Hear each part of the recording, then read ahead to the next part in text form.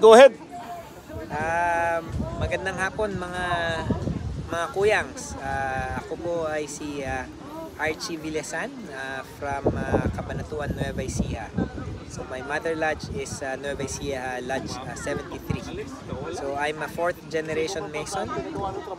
So my dad is a Mason, my Arturo Villasan, and my grandfather is also a Mason. That's Felino Villasan, who is a former governor of Nueva Ecija. And then my dad's grandfather, my great-grandfather is Martin Villasan, who is also a Mason. So my brother in our generation, so my brother is also a Mason and he's a past master at Capitan Pepe Lodge 293, I think.